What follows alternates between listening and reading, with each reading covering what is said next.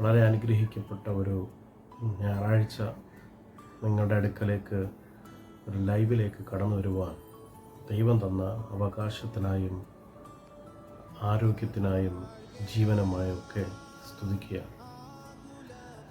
നമ്മളെല്ലാവരും ദൈവത്തോട് ഒരു പ്രാവശ്യമെങ്കിലും ചോദിച്ചു കാണാൻ സാധ്യതയുള്ളൊരു ചോദ്യം, ദൈവമേ, ഈ ഭൂമിയിൽ എന്തിനാണ് എന്നെ ജനിപ്പിച്ചത്? എനിക്ക് ഒരുപാട് വേദനകൾ, കഷ്ടങ്ങൾ, നഷ്ടങ്ങൾ, ഒറ്റപ്പെടുത്തലുകൾ, നിരാശകൾ, ബുദ്ധിമുട്ടുകൾ, സങ്കടങ്ങൾ, അങ്ങനെ ജീവിതത്തിനകത്ത് ഒരുപാട് കാര്യങ്ങൾ നമ്മുടെ ജീവിതത്തിൽ അലട്ടുന്നുണ്ട്. സാമ്പത്തിക ബുദ്ധിമുട്ടുകൾ, ദാരിദ്ര്യങ്ങൾ, പട്ടിണി.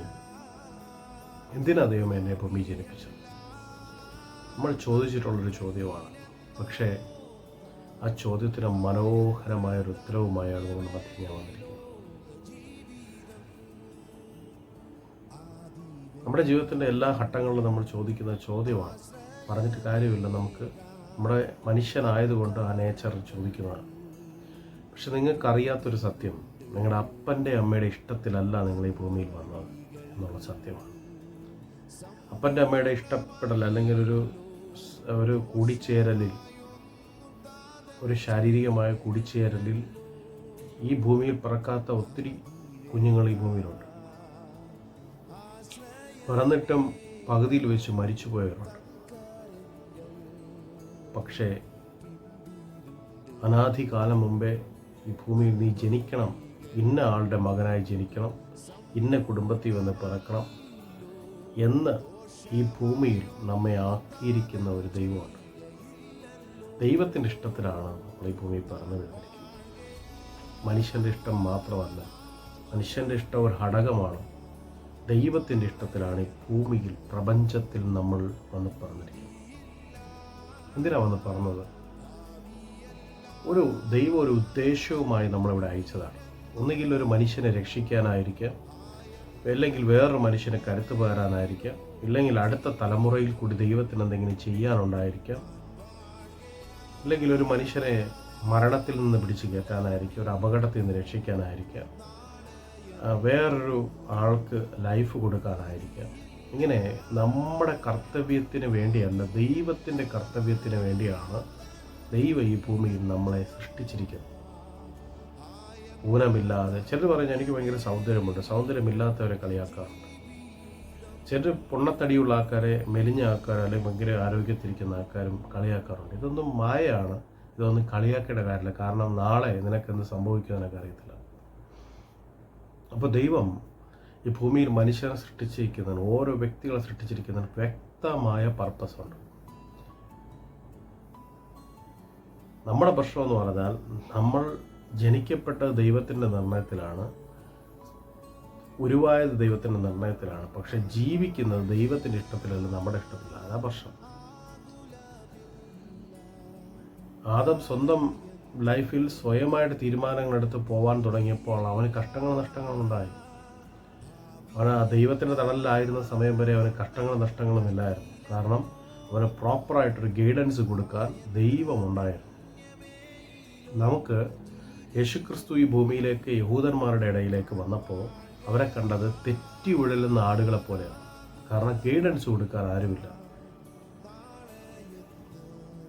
ദൈവമാണ് നിങ്ങളുടെ ഗൈഡൻസ് തരേണ്ടത്. അതിനാദ്യം വേണ്ടത് നമ്മുടെ ജീവിതത്തിലെ തിരക്കേറിയ സമയങ്ങളിൽ നിന്ന് മാറി കുറച്ച് സമയങ്ങൾ ദൈവവുമായിട്ട് ചേർന്നിരുന്ന് സ്പെൻഡ് ചെയ്യാൻ നമ്മൾ പഠിക്കണം. മത്തായി സുവിശേഷം 11-ാം അധ്യായം 28-ാം വാക്യത്തിൽ ഇങ്ങനൊരു വേർഡുണ്ട്: അധ്വാനിക്കുന്നവരും ഭാരം ചുമക്കുന്നവരുമായ ഏവരുമായുള്ളവരെ എൻ്റെ അടുക്കൽ വരുവിൻ, ഞാൻ നിങ്ങളെ ആശ്വസിപ്പിക്കാം എന്നാണ് മലയാളത്തിൽ. ഗ്രീക്കിൽ എഴുതിയിരിക്കുന്ന ആശ്വസിപ്പിക്കുക എന്ന വാക്കിനെ എടുത്ത് നമ്മൾ നോക്കിയാൽ, ഗ്രീക്കിൽ എഴുതിയിരിക്കുന്ന പദം ഞാൻ നിങ്ങളെ പുനരുത്ഥാനം, അല്ലെങ്കിൽ നിങ്ങളെ റീസ്റ്റോർ ചെയ്യാം, പുനരുത്ഥാനം ചെയ്യാം, റിജുനവേഷൻ ചെയ്യാം, നിങ്ങളെ റിഫ്രഷ് ചെയ്യാം, നിങ്ങളെ പഴയതുപോലെ ആരോഗ്യമുള്ളവരാക്കാം, പഴയതുപോലെ പ്രസരിപ്പുള്ളവരാക്കാം എന്ന് ദൈവം പറയുന്നൊരു വേർഡാണ്. എന്ന് പറഞ്ഞാൽ അധ്വാനിക്കുന്നവരും ഭാരം ചുമക്കുന്നവരും. ഭാരം എന്താ? ടെൻഷൻസ്, പ്രശ്നങ്ങൾ, ഭാരങ്ങൾ, നിരാശകൾ, വേദനകൾ, ഞാൻ നേരത്തെ പറഞ്ഞ എല്ലാ സംഭവങ്ങളും എടുത്തിട്ട് കർത്താവ് പറയുകയാണ്, നിങ്ങൾ എൻ്റെ അടുക്കൽ വന്നാൽ ഞാൻ നിങ്ങളെ ആശ്വസിപ്പിക്കാമെന്നല്ല, ഞാൻ നിങ്ങളെ പുതുക്കി പണിയാമെന്നാണ്. ഇന്ന് മനുഷ്യന് അവൻ്റെ ലൈഫിൽ പുതുക്കി പണിയാൻ ഒരാളില്ലാത്തത് കൊണ്ടാണ് അവൻ്റെ ലൈഫിൽ അവൻ ആത്മഹത്യ ചെയ്യുന്നത്, നഷ്ടങ്ങളിൽ ജീവിക്കുന്നത്, മദ്യപിച്ച് മതോമത്തരായി ലൈഫ് സ്പോയിൽ ചെയ്യുന്നത്. എല്ലാത്തിൻ്റെ പിന്നിൽ മറ്റൊന്നുമല്ല, അത് അവനെ ആശ്വസിപ്പിക്കാനല്ല, റിജുനുവേഷൻ അല്ലെങ്കിൽ അവനെ ഉത്തേജിപ്പിക്കാൻ, അവനെ ബ്ലസ് ചെയ്യാൻ, അവനെ മാറോട് ചേർത്ത് പിടിക്കാൻ, ഒന്ന് തലോടാൻ ഇല്ലാത്ത ഒരു സാഹചര്യമുള്ളതുകൊണ്ട് അധ്വാനിക്കുന്നവരായ നിങ്ങൾ, ഭാരങ്ങൾ ചുമക്കുന്നവരായ നിങ്ങൾ, കുടുംബഭാരം, ജീവിതഭാരം, ജോലിഭാരം, ലൈഫിനകത്ത് എല്ലാ ഭാഗങ്ങളിലും കുഞ്ഞുങ്ങളെക്കുറിച്ചുള്ള ഭാരങ്ങൾ ഒക്കെ നമ്മുടെ ജീവിതത്തിലുണ്ടെങ്കിൽ കർത്താവ് പറയുന്നു, ഞാൻ നിങ്ങളെ പുതുക്കി പണിയാം. വളരെ സ്ട്രെങ്തനായൊരു വേർഡാണ്. യേശുക്രിസ്തുവിൻ്റെ അടുക്കൽ വന്നവരാരും കരഞ്ഞുകൊണ്ട് തിരികെ പോയിട്ടില്ല. കാരണം പുതുക്കി പണിയുന്ന ഒരു ദൈവത്തിൻ്റെ അടുക്കലാണ് നമ്മൾ വന്നിരിക്കുന്നത്.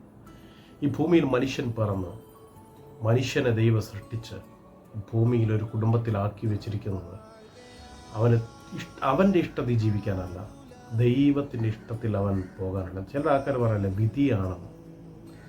ചിലർ പറയാറുണ്ട് വിധിയാണ്. എന്താ വിധി എന്ന് പറയുമ്പോൾ എന്തൊക്കെ നമ്മൾ ചെയ്താലും ദൈവത്തിൻ്റെ ഇഷ്ടത്തിലേ പോകത്തുള്ളൂ എന്നാണ് വിധി.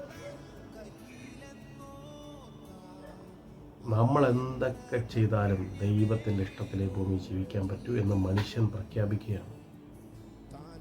എന്നെ സ്നേഹിക്കുന്നവരായ നിങ്ങളോട് ഞാൻ പ്രഭാതത്തിൽ ഈ ലൈവിൽ ഒറ്റ കാര്യം പറയാം. നമ്മൾ എത്രത്തോളം ദൈവത്തെ സ്നേഹിക്കുന്നുവോ അത്രത്തോളം നമ്മൾ പുതുക്കി പണിയപ്പെട്ടുകൊണ്ടേയിരിക്കും. ഇന്ന് ഈ ഞായറാഴ്ച പകൽക്കാലം നിങ്ങളുടെ ഇഷ്ടത്തിലാണ് ഇതുവരെ ജീവിച്ചെങ്കിൽ കുറച്ച് നാളുകൾ ദൈവത്തിൻ്റെ ഇഷ്ടത്തിൽ ജീവിച്ചു നോക്കുക. നിങ്ങളുടെ ലൈഫിനകത്ത് വലിയ മാറ്റങ്ങൾ സംഭവിക്കും. ഒരടുക്ക് ചിട്ട ഉണ്ടാകും. മറ്റുള്ളവർക്ക് ബ്ലസ്ഡ് ആകുന്ന തരത്തിൽ നമ്മളെ ദൈവം പുതുക്കി പണിതുകൊണ്ടേയിരിക്കും. നമ്മളൊരു ദിവസം രാവിലെ എഴുന്നേറ്റ് ജോലിക്കൊക്കെ പോയി കഷ്ടപ്പെട്ട് എല്ലാം കഴിഞ്ഞിട്ട് രാത്രി ഉറങ്ങുന്നു. എന്തിനാ? ബോഡി ഒന്ന് റീഫ്രഷ് ആകുക. രാവിലെ എഴുന്നേൽക്കുമ്പോൾ ഒരു പുതുക്കത്തോടെ നമ്മൾ എഴുന്നേൽക്കുന്നു. ആ പുതുക്കം തരാമെന്ന് ദൈവം പ്രഖ്യാപിക്കുകയാണ്. ഉറക്കത്തിൽ നിന്ന് വരുന്ന പുതുക്കമല്ല, നിൻ്റെ ബോഡിയെ ഞാൻ റീസ്റ്റോർ ചെയ്ത് തരാം, നിൻ്റെ ആത്മാവിനെ ഞാൻ റീസ്റ്റോർ ചെയ്ത് തരാം, നിൻ്റെ ജീവിതത്തെ ഞാൻ റീസ്റ്റോർ ചെയ്ത് തരാം. തകർന്ന മനുഷ്യരുടെ ഇടയിലാണ് നമ്മൾ ജീവിക്കുന്നത്. പുറത്തൊരു ചിരി മാത്രം നമ്മളെ മുമ്പിൽ കാണിച്ചുകൊണ്ട് മറ്റുള്ളവരുടെ മുമ്പിൽ ചിരി കാണിച്ച് നല്ല ഡ്രസ്സിങ് ധരിച്ച് വരുമ്പോൾ നമുക്കറിയത്തില്ല അവൻ്റെ ഉള്ളിൽ എന്തുമാത്രം സങ്കടമുണ്ട്. അവൻ്റെ ഉള്ളിലെ സങ്കടത്തെ അവൻ മറികടക്കാൻ അവൻ ആൽക്കഹോളിന് അഡിക്റ്റ് ആകുന്നു, ബ്രൗൺ ഷുഗറിന് അഡിക്റ്റ് ആകുന്നു, ലൈഫിലെ പലതിനും അഡിക്റ്റ് ആകുന്നു. പക്ഷേ അവൻ ആശ്വാസം കണ്ടെത്തുന്നു. എന്നാൽ കർത്താവ് പറയുന്നു, നിങ്ങൾ എൻ്റെ അരികിൽ വരുവിൻ, ഞാൻ നിങ്ങളെ ആശ്വസിപ്പിക്കും. കർത്താവിൻ്റെ അരികിൽ നിങ്ങൾ ചെല്ലാൻ നിങ്ങൾക്ക് മനസ്സുണ്ടോ, നിങ്ങൾ പുതുക്കം പ്രാപിച്ചിരിക്കും. ജീവിതത്തിൻ്റെ എല്ലാ മേഖലകളും ശൂന്യമാണോ, യേശുവിൻ്റെ അടുക്കൽ വന്നാൽ നിങ്ങളുടെ മല നിറഞ്ഞിരിക്കും. കർത്താവ് അനുഗ്രഹത്തിൻ്റെ ദൈവമാണ്. കർത്താവ് മാറോട് ചേർത്ത് പിടിക്കുന്ന ദൈവമാണ്. 99 ആടുകൾ തൻ്റെ പക്കലുണ്ടെങ്കിലും കാണാതെ പോയ ഒരു ആടിനെ തപ്പി പോകുന്ന നല്ല ഇടയനും നല്ല നാഥനുമാണ്. നിങ്ങളുടെ ഉള്ളിൽ വസിക്കുകയും നിങ്ങൾ അറിയാതെ ഇരിക്കുകയും ചെയ്യുന്ന ദൈവമാണ്. നിങ്ങൾ ഏത് മതത്തിൽ വിശ്വസിക്കുന്ന ആളായാലും നിങ്ങളുടെ ഉള്ളിൽ തമ്പുരാൻ ജീവിക്കുകയും ആ സർവശക്തനായ ദൈവം, ഒരു മതത്തിൻ്റെ വക്താവല്ലാത്ത ദൈവം, യേശുക്രിസ്തു ക്രിസ്ത്യാനിയുടെ ദൈവമാണെന്ന് പലരും പറയാറുണ്ടല്ലോ. പ്രപഞ്ചത്തിൻ്റെ നാഥൻ ഒരു മതത്തിലുമില്ല. ആ നാഥൻ നിങ്ങളുടെ ഉള്ളിലിരിക്കുകയും നിങ്ങളെ നടത്തുകയും ചെയ്യുകയാണ്. നിങ്ങളൊരു സങ്കടത്തിൽ പോകുമ്പോൾ, നിങ്ങളുടെ ഒറ്റവർ നിങ്ങളെ തള്ളിപ്പറയുമ്പോൾ ആരാണ് നിങ്ങളെ ആശ്വസിപ്പിക്കുന്നത് അറിയാമോ? സർവശക്തനായ ദൈവമാണ്. അകത്തുനിന്നൊരു ശബ്ദം, സാരമില്ല, നീ എഴുന്നേറ്റ് നിൽക്ക്, ഇതൊക്കെ സർവ്വസാധാരണമാണ്. ആരാ നിങ്ങളെ പറയുന്നത്? മനസ്സല്ല, ദൈവമാണ്. നിങ്ങളുടെ ഉള്ളിലിരുന്ന് നിങ്ങളെ സൃഷ്ടിച്ച് ഈ ഭൂമിയിലാക്കിയവനാണ് നിങ്ങളുടെ ബലം. അതുകൊണ്ടാണ് ദാവീദ് പറഞ്ഞത്, ഈ ദൈവം എൻ്റെ ബലവും എൻ്റെ സങ്കേതവും എൻ്റെ കോട്ടയുമാണ്, ഞാൻ ആരെ പേടിക്കും? മനുഷ്യൻ എന്നോട് എന്ത് ചെയ്യും? ഞാൻ ആരെ ഭയപ്പെടും? കൂരിരുണ്ട താഴ്വരയിൽ കൂടി ഞാൻ നടന്നു പോയാലും മരണനിഴലിൽ കൂടി പോയാലും ഞാൻ ഭയപ്പെടത്തില്ല, കാരണം അങ്ങ് എന്നോട് കൂടെ ഇരിക്കുന്നു എന്ന് ദാവീദ് പറഞ്ഞു. ദാവീദ് പറഞ്ഞു അങ്ങ് എന്നോട് കൂടെ ഇരിക്കുന്നുവെന്ന്. പുതിയ നിയമ ഒരു വിശ്വാസി, ഒരു ദൈവത്തെക്കുറിച്ച് തിരിച്ചറിയുന്നൊരു മനുഷ്യൻ പറയും, ഇല്ല, ദൈവം എൻ്റെ കൂടെയല്ല, ദൈവം എൻ്റെ ഉള്ളിലാണ്. കർത്താവ് നിങ്ങളുടെ ഉള്ളിലുണ്ട്, നിങ്ങളെ ആശ്വസിപ്പിക്കാനുണ്ട്. നിങ്ങൾ രോഗിയാണോ, ഭാരത്തിലാണോ, പ്രയാസത്തിലാണോ, കർത്താവിന് നിങ്ങളെ പുതുക്കിപ്പടുവാൻ കഴിയും. ആ ദൈവത്തിൻ്റെ മുമ്പാകെ നമ്മുടെ ഹൃദയത്തെ ഒന്ന് ആശ്വസിപ്പിക്കാൻ ഒരു 10 മിനിറ്റ് നമ്മൾ ഏൽപ്പിച്ച് എല്ലാ ദിവസവും കൊടുക്കുവാൻ തയ്യാറാണെങ്കിൽ നമ്മളോട് സംസാരിക്കാൻ ദൈവശബ്ദവുമായി ദൈവം തയ്യാറാണ്. കർത്താവ് നമ്മെ അനുഗ്രഹിക്കട്ടെ.